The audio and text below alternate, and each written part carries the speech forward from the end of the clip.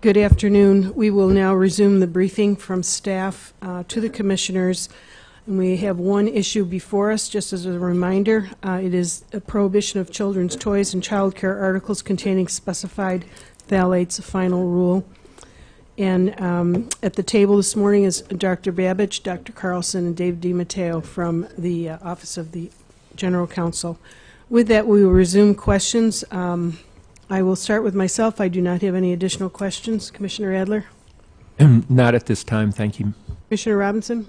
Yes, I would only say that that was a very, very abrupt break. The first time in 4 years that a break's been taken for lunch without consultation with my office. I don't know about the other commissioners, but I just want to make sure, in fairness to staff and to the other commissioners, that if any of us had a meeting with an outside party or their representative during this past hour's break, I think that it should be revealed under our Open Meetings Act, and I will start by saying I did not. Commissioner Kay? No meetings and no questions. Commissioner Mohorovic? I didn't have a meeting. I had a sandwich at Bowie Mongers with a guy that was in town for the ASTM ICFSO meeting who has no business at all relevant to this or anything else other than I've known him for 15 years, and he decided to show up, and I said, hey, I've got an hour. Let's go get a bite. So I hope that answers anybody's question. Not what was observed, but we'll take you for your word. That's not what was observed from my lunch?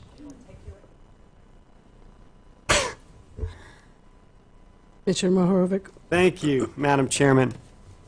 I want to get back to the discussion of the risks in isolation as they were argued on page 111 of the final rule, again around comment 5.5. The CHAP's recommendations and the Commission's rules are based on the cumulative risk from DINP in combination with other phthalates, and that's the cumulative risk, not the risk in isolation.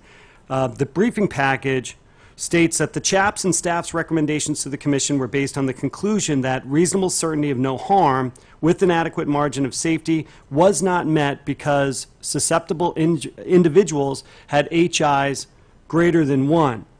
But it's later noted that risk in isolation, while it has increased since the CHAP work based on the NHANES 2013-2014 data set, the FR goes on to cite the MOEs for WARA exposed to DINP at the median and 95th percentile, and I've explored the WARA information at length already and find no need to do that anymore. But I do want to explore the HQ standard. Dr. Carlson testified earlier today that along with an HI greater than 1 and HQ greater than 1 is representative of a risk, of an unacceptable risk of phthalates in isolation. The FR states that currently a certain proportion of WARA individuals have a DINP HQ greater than 1, and yet staff still find that the risk of DINP in isolation does not present an unacceptable risk, yet there are some WARA individuals in case 2 that have an HQ greater than 1. So my question is, while those results were for the HQ of greater than 1, there was 0 in case 1, 6 in case 2, and 0 in case 3. Why wasn't that enough to recommend banning DINP permanently because of its risk in isolation? I don't think we said that. You didn't. I'm wondering why you didn't. We said that DINP in isolation is near the point where we might consider that it's presents that in isolation we can no longer say what we said previously, that DINP in isolation does not present a hazard. We didn't put it in terms of reasonable uncertainty of no harm because that was based on the cumulative risk, that conclusion. Now, why is it that it takes just the mere existence of even 1 in a sample when evaluating the HI for cumulative risk over 1 to fail the reasonable certainty test, but having HQs over 1 and considering phthalates in isolation does not fail the reasonable certainty test in isolation. Well, again, we never set a specific number or percentage. But you did clearly say that the risk of DINP in isolation provides a reasonable certainty of no harm. You said clearly that the staff's recommendations are based on the CRA, not risk in isolation. But I'm not sure where we said that. I don't think we did. You want me to come up with where it says the CHAP based its findings on the cumulative risk? Where we said that DINP in isolation does not exceed a reasonable certainty of no harm. Okay. So you don't consider this the second instance where staff's interpretation of the CPSIA standard of reasonable certainty of no harm is inconsistent between evaluation of DINP in isolation and DINP in a cumulative risk assessment? Well, no, because the recommendations for, to make permanent the interim ban is based on the cumulative risk, which is based on the hazard index. It's based on the percentage of, we considered the percentage of the population with the hazard index greater than 1. The MOE's approach was used to look at phthalates and other substitutes in isolation, and that was separate from the cumulative risk. I just don't understand why there's a difference where, in looking at HQ, any population with an HQ over 1 would be considered unacceptable risk. Any of a population with an HI over 1 would be considered an unacceptable risk. But the FR provides as the basis of the rule only the cumulative risk and not the risk in isolation. It's what I'm simply wondering is, why would a handful of samples that fall above the HI of 1 for a cumulative risk be something that can't be ignored and fail the reasonable certainty test? But yet when there's a handful that fall over the HQ of 1, which has been identified as unacceptable risk, that we can ignore and not make as part of the rule. If it was consistent in terms of looking at the outliers, one would say the rule is based on the risk of DINP in isolation because there are 6 individuals in case 2, there's none in case 1 and none in case 3, but we have 6 in case 2 that fail our test for acceptable risk, much in the same way that there are 2 individuals in case 3 and 3 individuals in case 1 and 9 individuals in case 2 that have HIs over 1. I just don't understand why there's a different application of that, what's been determined to be a bright line. Well, there is no bright line. We did not set a bright line, nor did the CHAP set a bright line. We'll get to the bright line, I think, in a little bit. Should I wait? I'm sorry, Chairman. Thank you. I do not have any questions. Commissioner Adler? No questions at the moment. Commissioner Robinson? Not yet. Commissioner Kay? Not right now. Commissioner Mohorovic? Thank you, Madam Chairman. In looking at the WARA data in getting to the reasonable certainty of no harm standard, in looking at the WARA data from 2013-14 NHANES data set, the sample is a nationally representative sample, correct? Yes. And the purpose is so that we can look at results and extrapolate them to make risk decisions based on what the impact would be for, in this case, women of a reproductive age in the U.S. population. Well, there are many purposes for doing the NHANES study, and I'm not sure whether this is one of their purposes, let alone one of their major ones. Whether or not we have a nationally representative sample. Yeah, well, I which mean, we can it's draw. done because it's to give good quality data. It's not done necessarily for use in regulation, although it's useful. In looking at the results from the NHANES data set 13 and 14, and looking at the results at the median or the 95th percentile, estimates can be drawn to determine how many women of a reproductive age in the U.S. population might be represented by those results. Is that correct, technically, statistically?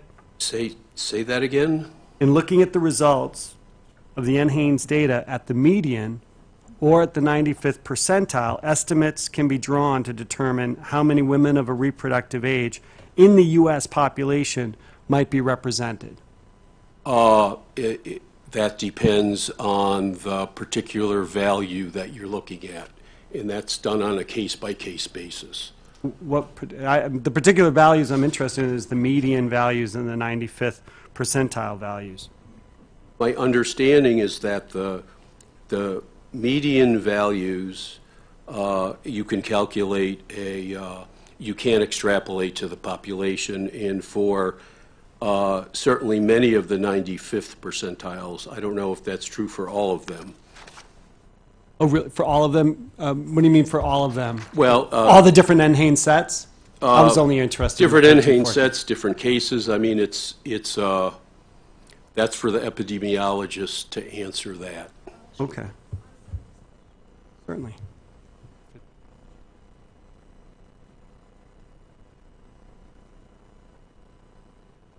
Oh, I believe in Excuse me, if you would just introduce yourself for the record. I'm sorry. Thank you. Okay, my name is Violeta Fedorovich. I work in epidemiology. I go by Viola.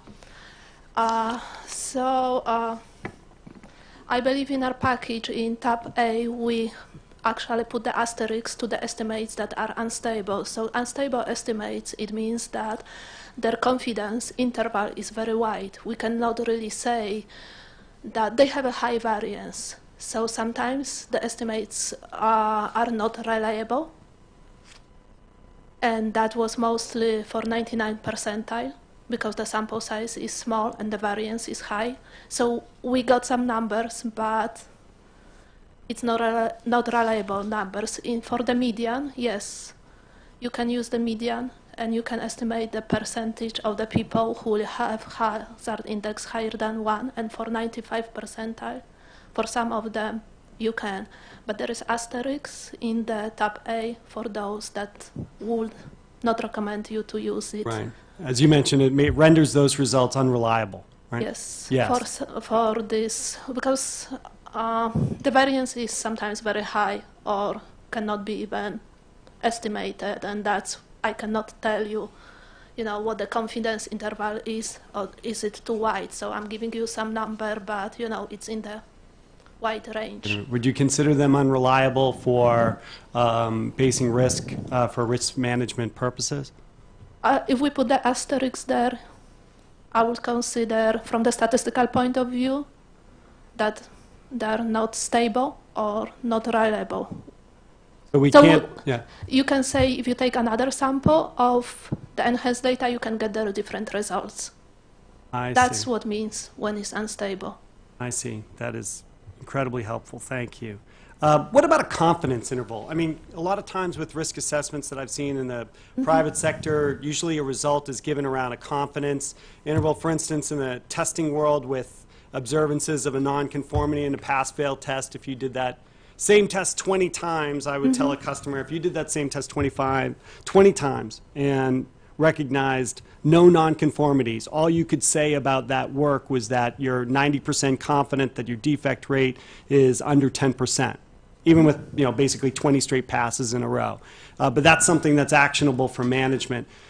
Is there a reason why confidence intervals weren't used in providing any of this data? Can you help me with that? We used the confidence interval. We just didn't put them in the briefing package, but we use the confidence interval. We use the variance to tell you if those estimates are stable or not. So there is an asterisk by every estimate, or sometimes there is an asterisk by all the 99th percentile, and it is in the footnote. It is written that you should be cautious using those estimates. So I didn't put it in the memo because I thought it would be more difficult to read the data if I put the confidence interval. The tables are already, by year, by the PA, so it's kind of, going that direction. So we just presented, and CHAP presented that way. We also wanted to keep it consistent with the CHAP. But yeah, we could as well provide those if you want. I've gone over my time. I'm Okay, sorry. I sorry. want to pursue it, but Thank you. I do not have any questions. Commissioner Adler? Just to clarify, and I must admit I'm a little bit confused on this point as well, but I thought that the staff did say that in isolation, DINP would not fall within the realm of unacceptable, and I'm looking on page 36 and 37 of the NPR, and it says the CHAP used a margin of exposure to assess the risks in isolation, and higher MOEs indicate lower risk, but then it says the CHAP found that with the exception of DEHP for all phthalates that it evaluated in isolation, the MOEs were within acceptable ranges. Am I misreading what the staff conclusion was?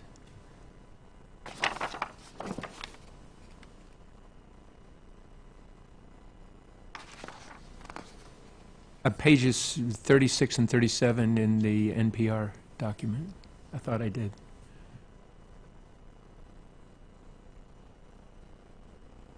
That's what the CHAP concluded, yes. And so did the staff agree or disagree with that? Oh, with those, yes. Okay, so that, I mean, it's just to help me clear up any confusion, but the basic thesis that the staff was advancing, with which I'm in complete agreement, is that it's the cumulative impact that would disqualify DINP. Now, keep in mind that that's from the CHAP report, and given the Correct. new biomonitoring data, DINP exposures have increased. Correct. So we, after analyzing that data, we would no longer say that DINP in isolation does not present a hazard. Okay, well, yeah, that's very helpful. I didn't see that in the briefing package, and Yeah, okay. but that's very helpful information. I know, first of all, this is a rolling process, and so Yeah. the fact that you have later acquired data is very useful. So thank you very much for clarifying that. Thank you. Commissioner Robinson? I just have one point of clarification as well. I'm looking through the tab A, and perhaps I should be looking someplace else, but are there any asterisks by DINP? Because I didn't see any in terms of being unstable. I think the table that was being referred to is Table 7, and when you look at the 95th percentile, 2013-2014, there are no asterisks there, but the 99th percentile has all asterisks.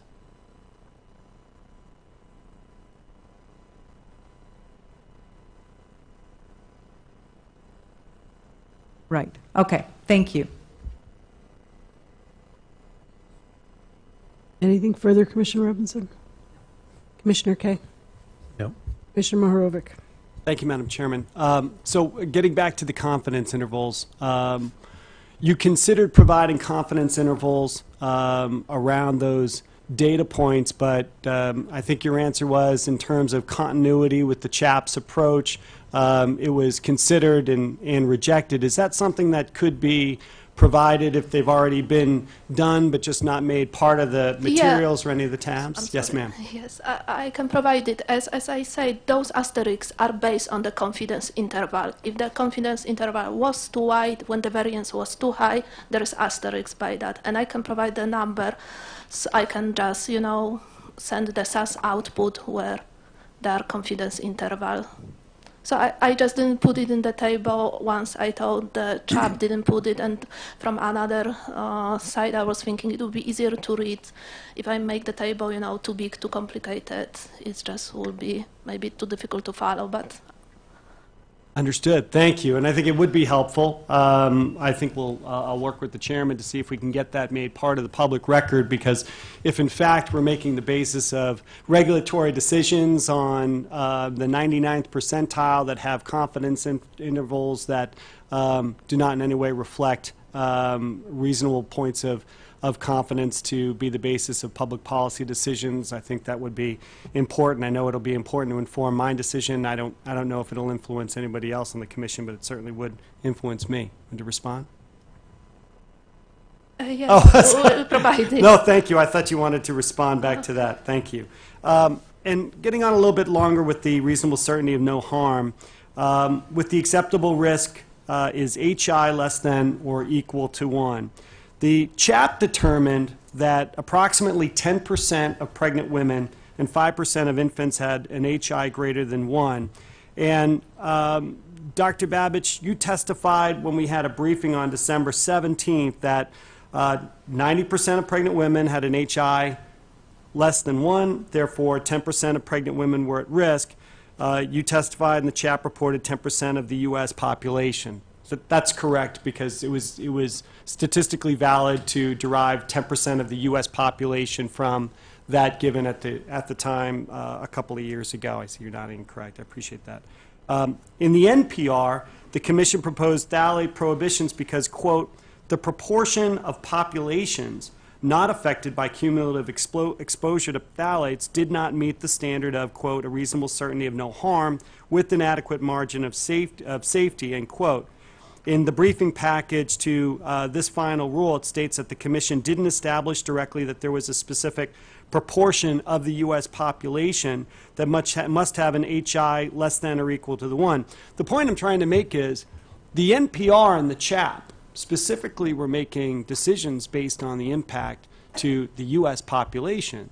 They had a large enough sample and large enough because of the data in 0506 of population that had HIs greater than 1 that they were statistically valid in extrapolating that out to a percentage of, for instance, women of a reproductive age at risk in the general U.S. population. But the takeaway from the CRA using the most recent data is that those with an HI greater than 1 in the sample is so small that an extrapolation, as we just heard testified by our statisticians, to understand what proportion of the U.S. women of reproductive age are at risk, it's impossible to derive.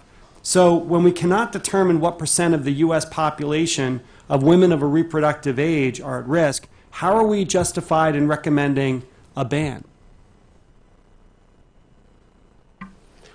Well, when they say they can't extrapolate because the numbers are too small, what they're saying is that they can't give us the precise value. Is it, 1%, 0.5%, and so on. The fact that they found individuals, real, actual people with hazard indices greater than 1 in such a small sample suggests that there really are people in that WARA population. Of course, the CHAP was looking at pregnant women.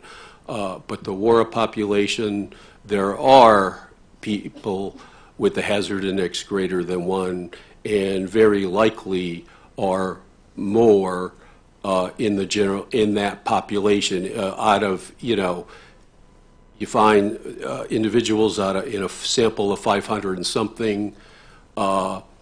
If you could look at the 60 whatever million WARA in the U.S., you would likely find more. We just can't say what that number is.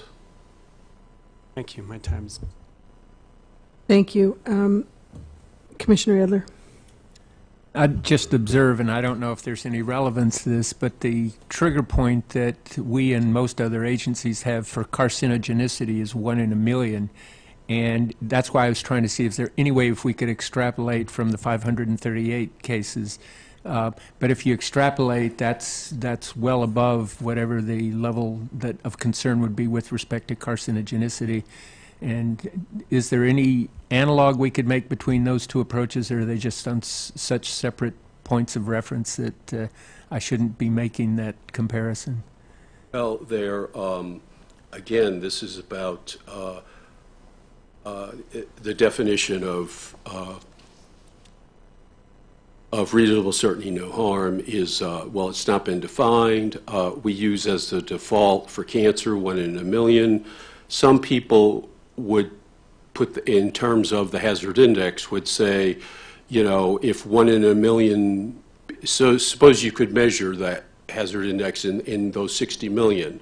And some people would say if 1 in a million would exceeded a hazard index 1, that would be good enough. But it is a different paradigm because we're not giving a risk per se, a likelihood of getting a disease. But again, whatever that percentage is, it's in the eye of the beholder. It depends on a lot of factors, and it's always evaluated on a case-by-case basis. And you do point out correctly that that's, in a sense, that becomes a policy judgment, which is what we're uniquely assigned to do. And so it's clear to me that it's a risk above zero and probably a significant risk above zero. And so I'm always struck by the wording of the statute. A reasonable certainty of no harm. It's not a reasonable certainty of minimal harm. It's a reasonable certainty of no harm. And I guess it's up to each of us, consistent with the law, to assess what those words mean and what that direction to us is. And I do think the staff's model is a particularly compelling one, so I thank you for that. Commissioner Robinson? I guess I would just ask that, we know we're dealing with data that aren't perfect, and we would like more data, but we're doing the best we can because we have to make a critically important decision about protecting our babies. We can't protect the fetus with children's toys, so we're really dealing with young children. But if we look at our data sets in terms of exposures to these phthalates, we've got, I know Ann Haynes doesn't do a study of under 6 years of age, so we've got the Future Families Survey, we've got pregnant women, Ann Haynes, and then we've got women of reproductive age. And it seems to me that the best data on what the kids are getting from the products that we are dealing with here would be the family survey. Is that right? Yes. Okay. And then the next step up would be women who are pregnant with fetuses, right? Yes. And the furthest removed would be women of reproductive age, right? Yes. Okay. Thank you. Thank you. Commissioner Kaye? Thank you, Madam Chair. I just want to also understand, Dr. Babich, that while Commissioner Mohorovic was talking about uncertainty that he might perceive in the data or in the recommendations, it sounds like from staff's perspective, there's zero uncertainty about whether there is actual harm, because there are some individuals in that study sample who have HIs over 1, correct? Yes, and it really comes back to how one interprets certainty of no harm. But we do know that there are some people who already are at an exposure level that the staff would consider to be of concern, harmful, however you want to characterize it. Yes. And so at that point, where there is uncertainty is the amount of people that are harmed, not whether or not people are harmed. There is certainty that people are being harmed, correct? Correct, and the good thing about the NHANES data, I mean, they're actual people. This is measured, it's not modeled or predicted, it's actual people. So it's not that there is reasonable certainty of no harm, there's certainty of actual harm in this case. I believe that's accurate. Okay. The uncertainty is putting a number on it. Correct, and I think that's important to keep in mind. Thank you very much. Commissioner Mohorovic? Thank you, Madam Chairman. I'll follow the Commissioner Kaye's line of reasoning there with the no uncertainty because some had HIs greater than 1. The standard for harm for risk of phthalate and isolation was an HQ greater than 1. So while you find no uncertainty because some had HIs greater than 1, the staff did not come to the conclusion that DINP should be banned because of its health risk in isolation, yet even though the fact that there were some HQs greater than 1. So why is it that there's no question of certainty of harm when there's just even maybe 1 with an HI greater than 1, but yet 6 with an HQ greater than 1 does not yield staff to base this ban also, not just with the cumulative risk, but also based on the risk of DINP in isolation? Well, for one thing, the recommendations, including the recommendations in the NPR, were based on the cumulative risk. The observation that DINP exposures have increased is something new that wasn't in the NPR. We didn't say that on the basis of the HQ, that whether DINP does or doesn't meet that standard of reasonable certainty of no harm. We simply said that the exposures are increasing if they're not there. We didn't draw any conclusions, but it's clear that if DINP exposures continue to increase, then it might be possible to make that conclusion, but we didn't say it because that's not that wasn't the basis of the NPR.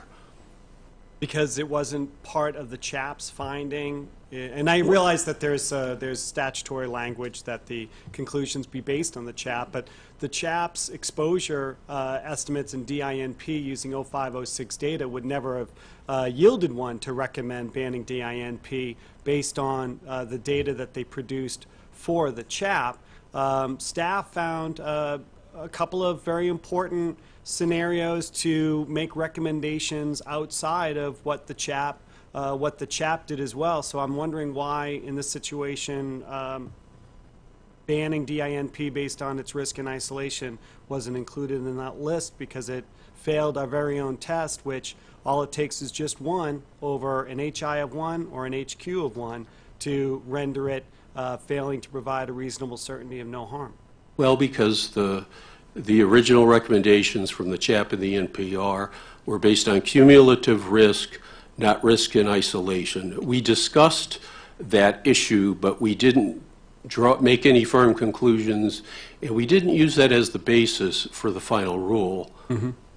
I guess, I'm sorry, I didn't mean to interrupt. Continue. No, that's... No, okay, thank you. No, I agree with that. I totally recognize it. I guess that's what I'm puzzled with is why not, based on a consistency in the approach to reasonable certainty of no harm. But I'll move on. The briefing package and the preamble go to great length, and Dr. Babich, I think you've mentioned this already today, to state that neither the CHAP nor the NPR indicated that the 95th percentile or any other part of the cumulative risk distribution should be used to establish unacceptable risk for risk management purposes. But we know that by law, the Commission must provide notice and apprise interested parties with sufficient clarity to allow them to participate in a meaningful and informed manner. And I'll note that since the NPR, there have been 2 subsequent reports produced by the Commission in 2015 and 2017, subsequent to the publish of the NPR and our briefing and decisional on that matter. Why is it that we didn't provide any notice when we released those data reports that we might make, that regulating at the 99th percentile is a possibility for us? Why did we choose to ignore that? If anybody looked at what happened in a briefing package for 14, subsequent data in 15, subsequent data in 17, and then at the final stage with the final rule, we're saying, almost somebody would say, well, we tricked you. We never told you it was going to be 95. We know everybody thought it was going to be 95, but we didn't rule out regulating at 99. Why didn't we give more notice as we were publishing, data on the record that we might, or it's a possibility to find a reasonable certainty of no harm is not provided if there's risk at the 99th percentile? That's a policy or perhaps legal question. I mean, it's not a science question. We published the data and asked the results of our analysis and asked for public comment. I'm over my time. I apologize. Thank you, Commissioner Mohorovic. I just want to ask for a little bit of clarification, because when we were going through the first round of questions, it came up that because the number of women in the pregnant women, we couldn't extrapolate because that number was too small. And then we went from there to saying, but, and I think the 2 words you used, Dr. Babich, were suggests and it's likely that there would be harm in the women of reproductive age in that group because of what we could or couldn't extrapolate from the group of pregnant women. So it's hard for me to understand how you can say there's certainty that there's harm, but then why do we use words like suggest and likely rather than definite, or there's a direct correlation, or because of this, then this. It just seems like we're interchanging words here. Well, that's, I think, another really a statistical question, but, you know, we know that there are women in the war population who have hazard indices greater than 1, but the statisticians say we can't give a precise estimate of the number in the population or the percentage of the population. Commissioner Adler?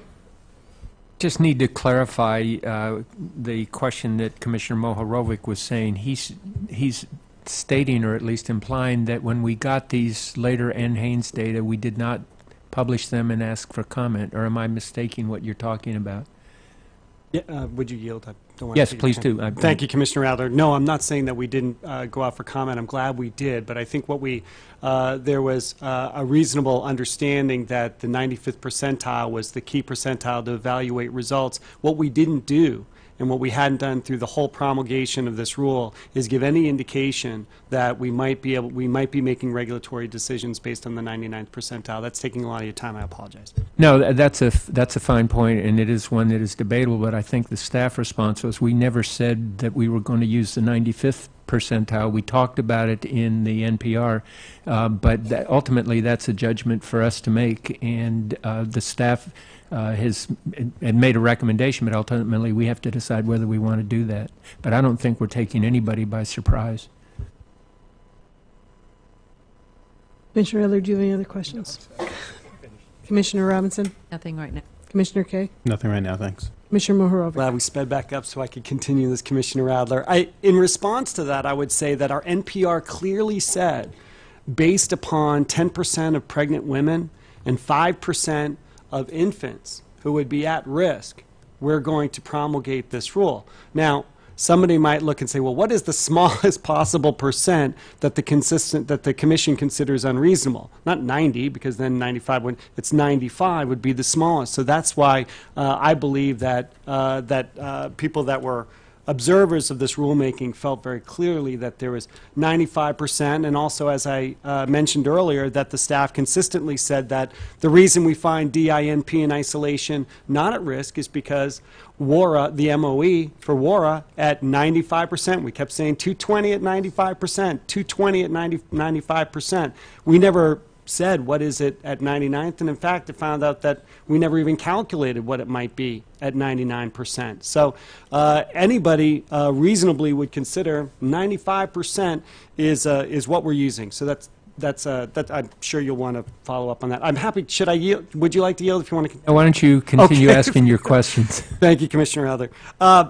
So staff based its recommendation in part on the CRA for WARA, the number of women with an HI, the actual number in the risk analysis in the 2013-2014 data that had an HI greater than 1 in cases 1 through 3 were 3, 9, and 2 in representation. Right. So in the briefing package, it states that a reasonable certainty of no harm with an adequate margin of safety requires a highly protective standard, but does not require 100% certainty of no harm. Further in the briefing package, page 38, the CHAP's and staff's recommendations to the Commission were based on the conclusion that reasonable certainty of no harm with an adequate margin of safety was not met because susceptible individuals had HIs greater than 1. So the results were 3, 9, and 2. What would the CRA results have to be for the staff to recommend that DINP in toys and children's products provide a reasonable certainty of no harm? If 3, 9, and 2 is unacceptable, what would those numbers have to be for the staff to conclude that DINP in toys and children's products provides a reasonable certainty of no harm? You know, again, we never set a number. We never intended to set an exact number. It comes down to the definition or your interpretation of reasonable certainty of no harm, which we've interpreted to be an HQ greater than 1 or an HI greater than 1. So we've determined that HQs greater than 1 at the number 060 is acceptable, provides a reasonable certainty of no harm. Otherwise, we would have based the rulemaking on the risk of DINP in isolation. Well, but we didn't have to, because it was already, the proposal was based on the cumulative risk. Well, you didn't have to also base it on 20-year-old data on infants. You could have used more recent data, but you based it on pregnant women and infants. So I'm surprised that you didn't just need one data point, one population at risk to suggest banning. Then what is even the evaluation worth if they found to look at the risk of DINP in isolation and have it fail the staff's own test, but yet yield it doesn't provide a reasonable certainty? We never applied that test to the DINP in isolation. In the data, the SFF data are simply the only data available, and they're not quite 20 years old. If the CRA results were 060 for cases 1, 2, and 3, would the staff have found that there is a reasonable certainty of no harm and therefore no need to ban DINP in toys and children's products? I don't know. And, one consideration might be if you have, for example, because it's across three of the cases, that sort of additional confirmation, additional confidence in the result. Okay. Let me try this in a different way. I actually watched the decisional meeting and the briefing meeting from 2014 over the weekend, and I recognized as a takeaway, Dr. Babich, you were mentioning a concern of a bright line, that the CPSC, I'm paraphrasing, but you didn't want to provide a bright line, and in fact, in the briefing from December 5th, 2014, you were asked the following from Commissioner Robinson. You were asked from Commissioner Robinson, quote, generally with respect to hazard index, we want to keep it as low as possible in making decisions about these phthalates, right? And you answered, well, yes, although certainly if you're at or near 1, you may not be as worried. Lower is better. So with regards to the CRA results at 3, 9, and 2 with the NHANES 2013-2014 data, of those data points, would you consider them, now those are by definition over an HI of 1, are they close to 1? Yeah, Kent. The individuals in those data points were ranging anywhere from 1.2 to 2.6. 1.2 to 2.6. Put that in relation, to, if you could, please, to the CHAPS results when they found that 10% of pregnant women had HIs greater than 1. Were many of those results of the HIs greater than 1 far north of 2.6? I'm not aware that the actual HIs were made available to us. Is that right? But you know that for the 2013-14 because you're the one that actually did the staff did the work on it. Is that a fact? Could we? Is that something that we could get for the record and find out what the HIs were? Because I'm also having a concern with a bright line, whether you're right at 1 or just over 1. But if there was great proportions far north of 1, as Dr. Babich testified that you said that certainly if you're at or near 1, you may not be as worried. Lower is better. Okay. Oh, I'm sorry. I do not have any questions, Commissioner Adler. I don't want to debate the point endlessly that you've raised, but I am looking at the staff briefing package on page 111, and what they're saying is that DINP exposure and isolation may approach the level of concern. In other words, as it's increasingly used in the marketplace, we're increasingly, as Dr. Babich has said, coming to the point where we might be able to say that with respect to DINP and isolation, that we would have a problem. And the fact is that, as far as we can tell, its exposure is growing. And so, again, I'll read a sentence. Current analysis suggests, therefore, that DINP MOEs in isolation are below the upper limit, and then you say and are nearing the lower limit considered adequate for protecting the public health, I would substitute the word and with but.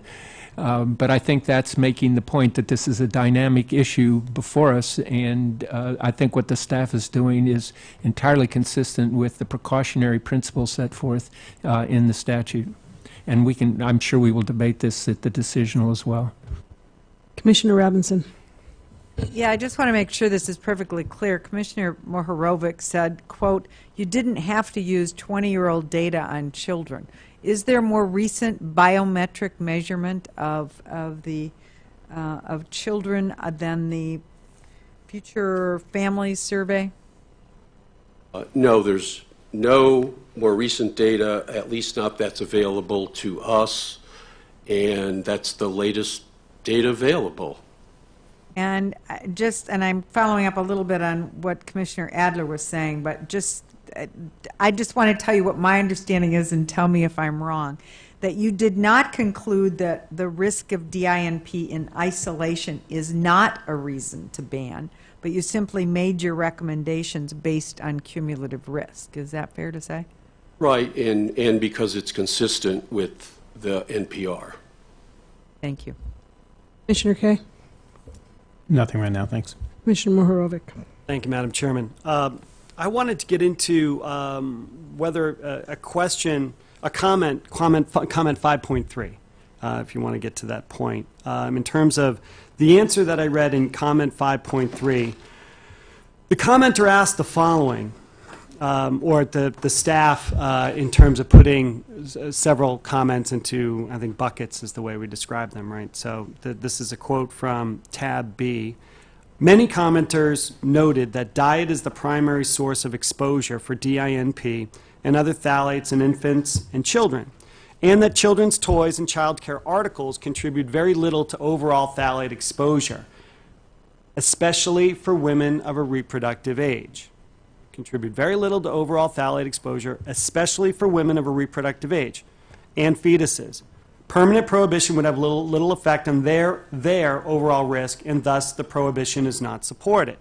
Staff's response, as we can all read in comment 5.3, says, quote, staff disagree that the contribution from sources other than diet are negligible for DINP. Then staff refers exclusively to DINP exposure from the product category subject to the DINP ban under CPSC jurisdiction, but to infants, not to women of a reproductive age. In the answer, talks about dermal, mouthing, and handling, etc., from infants. Further along in the comment discussion, it talks about the EU's infant exposure to DINP. And again, reciting the CHAP and staff's considered exposure from mouthing toys as a route of DINP exposure to infants and toddlers. Nothing about the exposure to women of a reproductive age from the subject products, toys, and child care article. So I don't want to lose the forest through the trees on this comment. We all know our obligation to respond to comments. The commenter was asking about the exposure to women of a reproductive age. We gave them great answers about exposure to infants. You know, I'm looking at the 5.3 in the briefing memo, I think, or no? Okay, 5.3. The question is about the relative impact of dietary. The comment was about the relative impact of dietary exposure versus teethers and toys. And our response to that was that if phthalates were allowed in toys and child care articles, then that could contribute up to 29%, as we discussed earlier. So that while diet may be the biggest source of exposure, the potential contribution from phthalates from toys and child care articles is not small. It's more than it could be more than a quarter of the total exposure. To infants. To infants, and what we're proposing to make the interim ban permanent. I mean, all the proposals involve toys and child care articles, and that's primarily to protect the infants, not the parents. But we recommended the ban based on the women of a reproductive age. This commenter is pointing out the fact, and the part that I underlined on page 85 for those playing along at home at tab B, it says, especially for women of reproductive age and fetuses. We're basing a ban based on the exposure and the contribution that it could have to women of a reproductive age. This commenter put that into question and said, well, I really question the exposure path to women of a reproductive age to be the basis for a ban. If we chose to just ban this based on the potential exposure to infants, I would completely agree with the nature of the very long answer.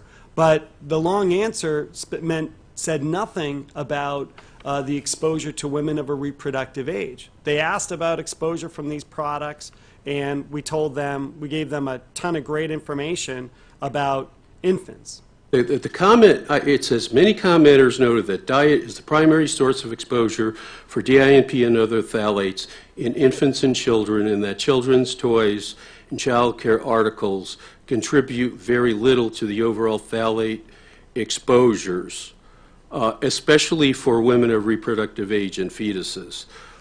You know, we base the recommendations for toys and child care articles on exposure to infants. We looked at the data in WARA because they were the only newer data available. But we also based the ban because of the HIs for women of a reproductive age. I don't think so. Huh? Based on these considerations and explained in the briefing package, staff conclude that the CHAPS CRA using NHANES data on pregnant women and the staff's analysis of more recent NHANES data for WARA demonstrate that between 2 and 9 individuals of NHANES sample of WARA have HIs greater than 1. There's no discussion in there of infants. And now I don't disagree that the recommendation is also based on infants, but part of the recommendation is based on women of a reproductive age. And that particular subsegment of the population is important because we have recent data that is post-CPSIA and post the permanent bans that went into place. So if the women of a reproductive... I'm sorry, I've gone long over my time, I didn't realize.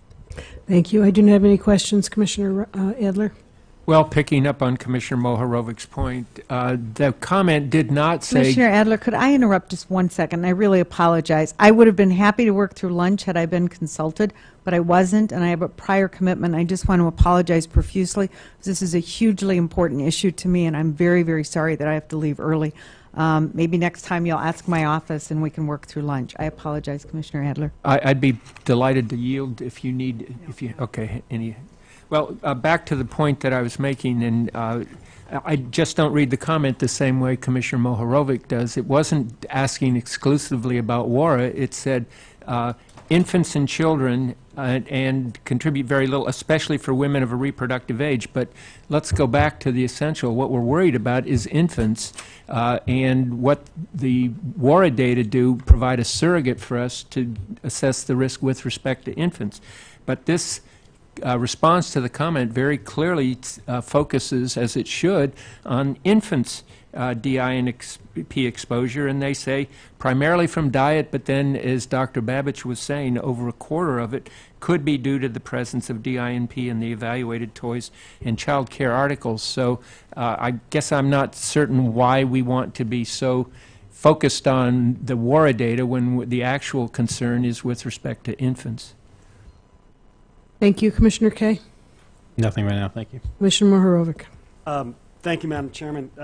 Commissioner Adler, I think you might have misspoken when you were talking about a surrogate, the WARA being a surrogate. You said for infants. I believe you probably meant surrogate for pregnant women.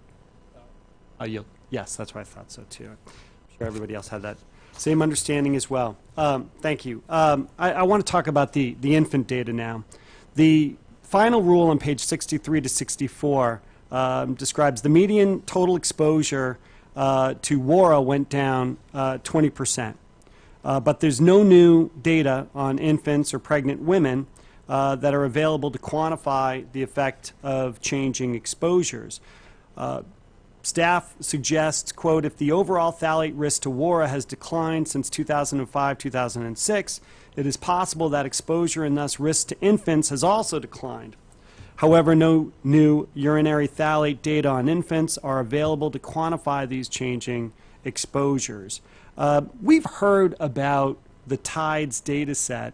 Does the TIDES data set involve infants, and could that provide a source of data recognizing that we don't have anything else that is more recent, or let's say we don't have anything post-CPSIA to evaluate clearly the phthalate cumulative risk or exposure to infants? Is the TIDES data a possibility, and if not, why not? Thank you. The TIDES data does not cover any infants. It has pregnant mothers. Does. So, no, yeah, and nothing So, else is planned as far as we know of from infants.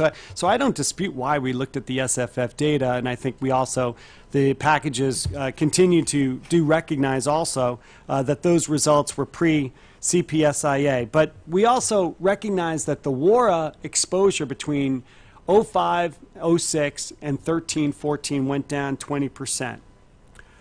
In the cumulative risk assessment.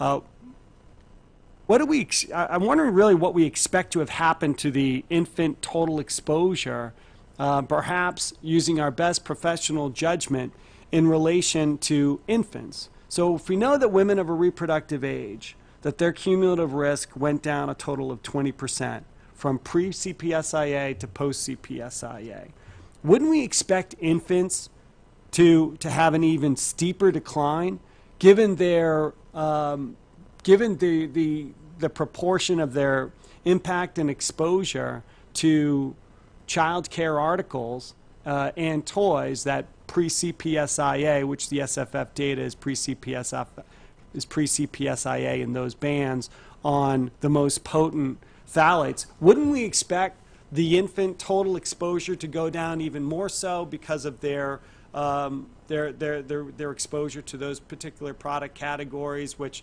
don't have nearly the contribution and exposure for women mouthing toys and child care articles? I don't think it's possible to extrapolate from women of reproductive age to infants directly, because you have differences, as you mentioned, in exposure routes and exposure activities. So just saying that there's a precipitous decline, I don't think we're able to say that. But we couldn't say with any confidence whether we think it would be more than the 20% that we evaluated and witnessed within women of a reproductive age? No, and what confounds it a little bit too is that infants and children sometimes have higher exposures than adults, than women. So,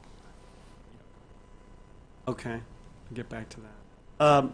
The SFF data, was that I don't believe, that was not a representative sample, correct? Nationally representative sample? that's correct. That's correct, okay. So in the briefing from December 5th, 2014, there's a staff slide that appeared twice that said up to 10% of pregnant women and up to 5% of infants have a hazard index greater than 1.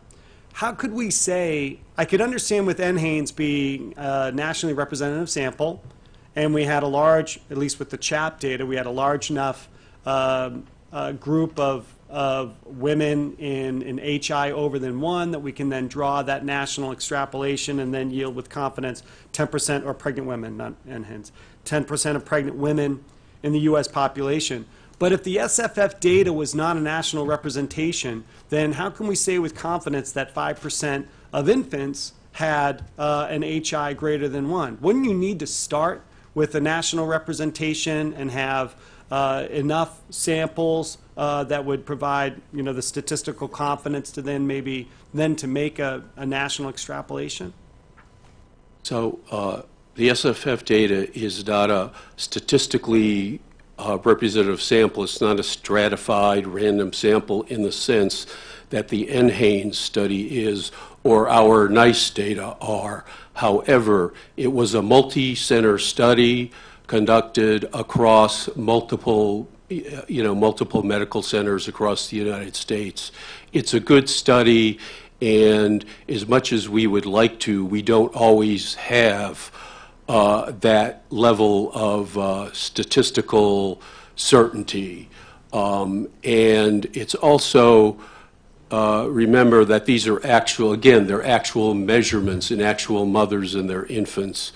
These are not models. They're not like the scenario estimates, which, a few years ago, we wouldn't have dreamed of having that quality of data. So, the bar keeps going up and people's expectations keep going up. The fact is, it's still a good study. Thank you. I just want to ask clarification. We were talking, I think it was maybe a round and a half ago, about the recent, the question was asked, I think Commissioner Robinson asked it about, do we have more recent biometric SFF data?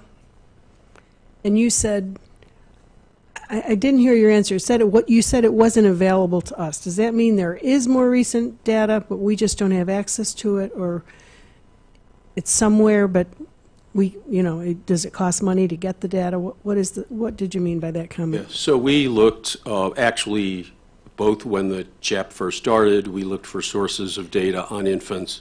We also looked after the NPR to see if there was anything new that may have come out. And as far as I can recall, Kent might know Dr. Carlson, I think, is more familiar with this. There is a study in Canada, but we can't get the data. And there's also the question of whether that's relevant. Right, the data would not be able to be made transparent or public. So, and it's Canadian data versus United States data. And to the best of your knowledge, that's the most recent data? That's the only other data out there that's more recent than what we've relied on? I mean, we also looked at California. The state of California has been doing some small studies, but they're small studies. They're limited to California, but it's the same issue. We don't have access to the data. And when we ask researchers, one of their concerns is HIPAA, because they don't want anyone to be able to identify the participants. I mean, that's probably not the only reason. It's a reason that they mention. Okay, I guess why wouldn't that apply in every case? Why wouldn't we run into that obstacle in every situation? Well, it is an obstacle, and to get the data from the SFF study, they had to do a lot of work to make sure the CHAP got the data they needed, but no personal identifying information. I mean, they put a lot of effort into that. Thank you. Commissioner Adler? No questions at this time, thank you. Commissioner Kay seems to be in abstention. Commissioner Mohorovic, we will get back to him. Thank you, Madam Chairman. I wanted to get to a point Dr. Carlson mentioned in terms of the exposure of infants. The final rule materials do consistently represent that infants and children's exposure are generally greater than their parents' exposure. And what's mentioned throughout the materials are 2 or 3 times. Is that correct? Correct. Thank you. Then I wonder why that wasn't represented in the original CHAP results.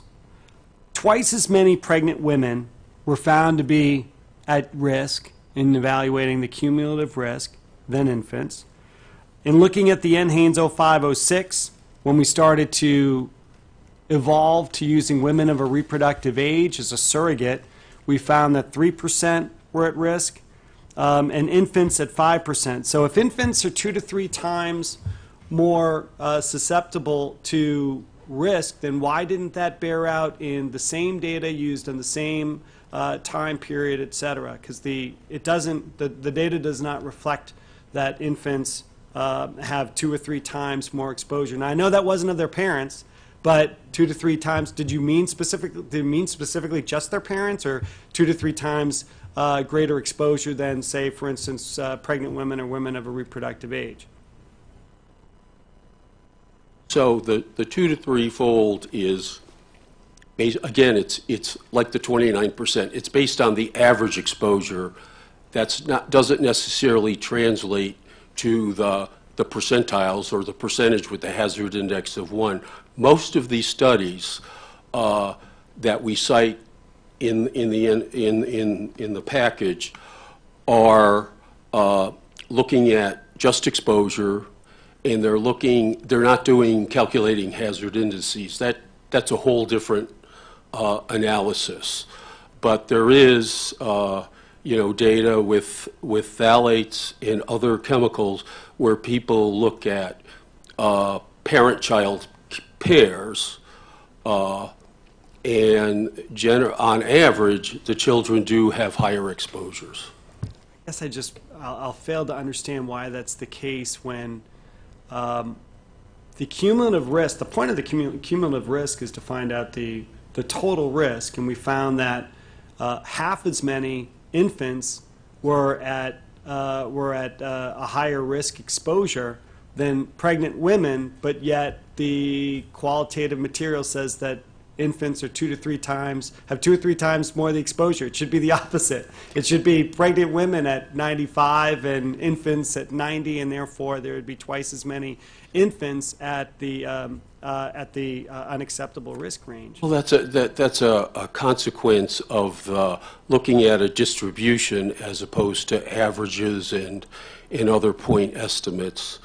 And it's also a consequence of the individual exposures at different levels, because, the phthalate exposures, when we say that, for example, if DINP and DEHP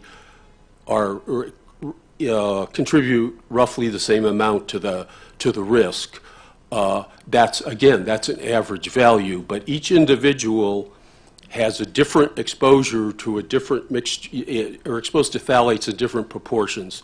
So there's a lot of these factors is why it on the surface doesn't make sense, because things aren't always proportionate or things aren't always linear. Thank you. Thank you very much. I'm not over my time. A quick question on the additionally banned phthalates.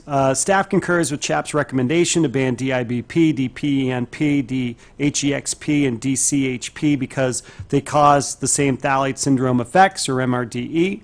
And that is what informed the decision. The CHAP also concluded that DIBP is as toxic as the permanently banned DBP. Was the toxicity and the potency of the 3 permanently banned phthalates a benchmark of what should be banned in terms of the additionally banned phthalates? Was it based on, did they have to be of high toxicity and high potency, such as what the CHAP described in relating DIBP to DBP? No, I think they're just saying that, by the way, these are as potent as the other permanently banned ones. All of them, or just that one? Well, actually, the dipentyl is, I think that's even more potent than the others. I think that's the most potent one. Is that right, of the 4? Yeah. Okay, so it had some, the CHAP gave information about the potency of DIBP, and you're testifying now that DPENP is a highly potent. Is actually more potent. Yeah. More potent even, actually. Yeah. Yeah. Would you consider DHEXP and DCHP to be highly potent? I think they're roughly the same as DEHP and DBP and DIBP. Okay. Were there any phthalates that demonstrated MRDE? Were any phthalates not banned or recommended to be banned that demonstrate MRDE? I apologize, Chairman, at times. It's, as far as we're aware, those are the ones that are anti-androgenic and that cause these effects. There may be others, but that's the ones we know of. Yes. Thank you very much, Dr. Babbage. I apologize, Chairman. Thank you. Commissioner Adler?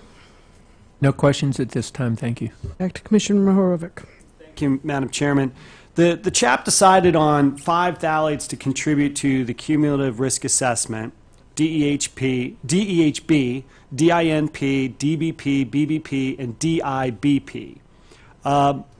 Now, I recognize that in the EPA study looked at the same 5. Was that the basis of the CHAP's decision in terms of, what phthalates are we going to quantify HQs to contribute to the CRA? Was it based on the EPA report or some other rationale for selecting those 5 MRDE active phthalates?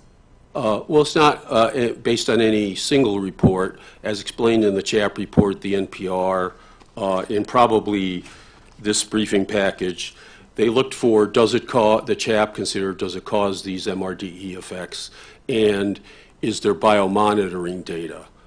And that was, Okay. it was the combination of the two. Because it doesn't biomonitoring data, then, okay, so that gets to my next question. So the other phthalates that are suggested for ban that were not part of the cumulative risk assessment, so that then the 3 are DPENP, DHEXP, DCHP.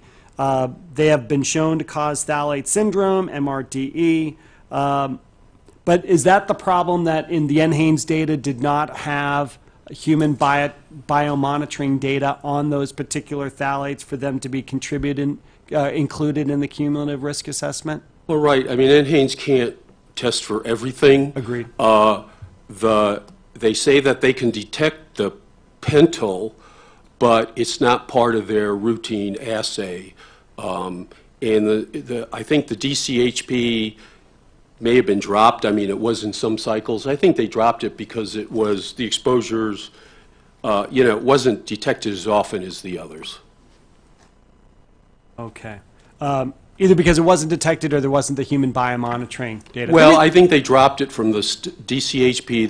I think NHANES dropped it because they didn't see it in as many people as the other phthalates. I see. NHANES dropped it, not the CHAP, in determining what conclusion. Right. Okay, thank you. The reason I was exploring that is because some of these values contributing to the HI are very small. Some of the samples that are found are very, very close to 1, and if we had other phthalates that demonstrate MRDE, that's why I wanted to know definitively, because if we had human biomonitoring data, perhaps they would have pushed some subject over HI. There could be other phthalates that would raise the hazard index a little bit.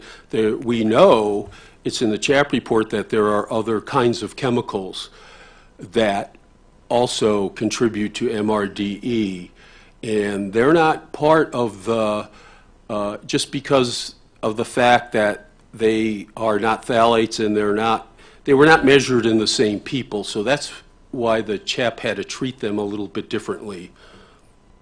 Understand completely. Thank you, Madam Chairman. I have no further questions, but I do absolutely want to thank staff for the depth, the professionalism, the quality of your answers. They were important to me, and I appreciated your patience in coming back to answer my questions. So thank you very much. Thank you, colleagues, also for your patience in putting up with me this afternoon. Thank you, Commissioner Moreover. Commissioner Adler, do you have any additional questions? I just want to join in thanking the staff again for their incredibly thoughtful answers, the in-depth work you've done, and just for your endurance for sitting here today. Again, thank you from the bottom of my heart.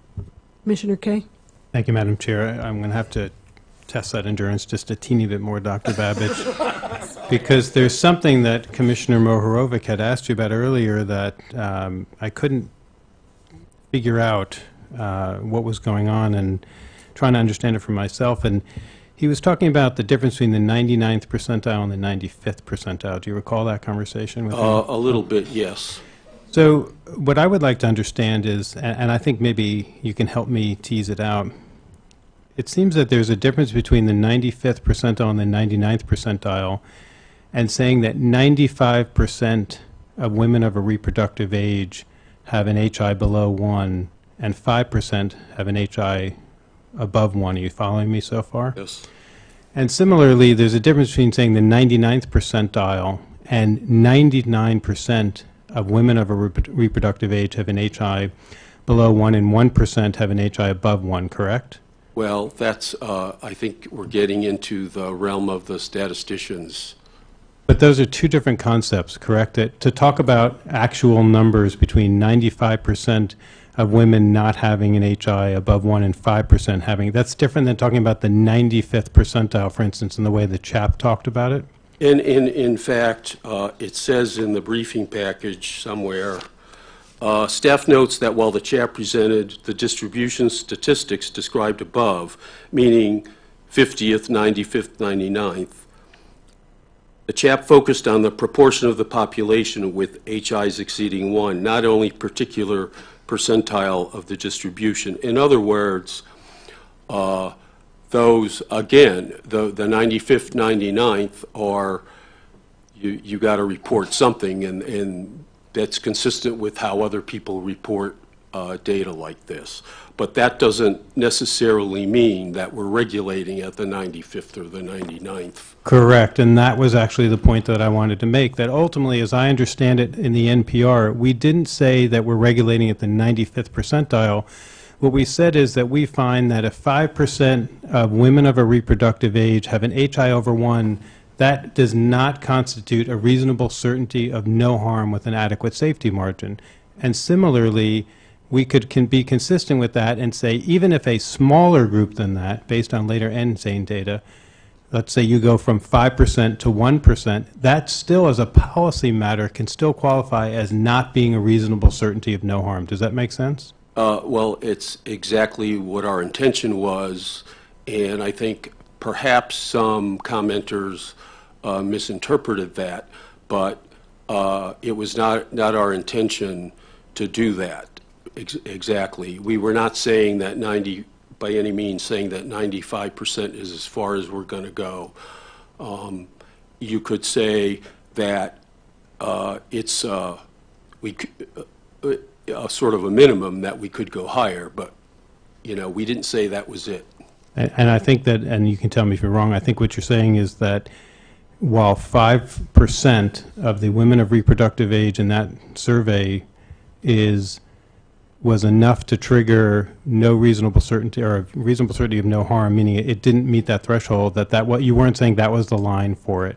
You were saying, and Dr. Carlson, you're nodding, I assume that you're saying that's in the affirmative. You agree with me that was never saying that was the cutoff. Right. And that ultimately it is a policy call for the Commission, and nobody should have read that into it, and that the Commission still has that latitude to find, as we may or may not, that 1% of women out of that sample also doesn't provide a reasonable certainty of no harm. Does that make sense? Okay, great. Thank you. No more questions. Thank you. Commissioner Morovic. Thank you, Madam Chairman. To continue this, and it's not to get the last word, Commissioner Kaye, because I think it's important. In the NPR, as well as in the testimony, and I would recommend many people to go back and watch those two December hearings and decisional meetings, we based a rule on 5% of women of a reproductive age in the U.S. population, because the number was big enough that we could say with statistical accuracy and validity, these results from these tests are extrapolated out, and we could say with confidence it represents 5% of women of a reproductive age, and that is a significant number. The point that I'm trying to draw here with these numbers being so small is that we can't even say 1%. We're not saying based on 1% of U.S.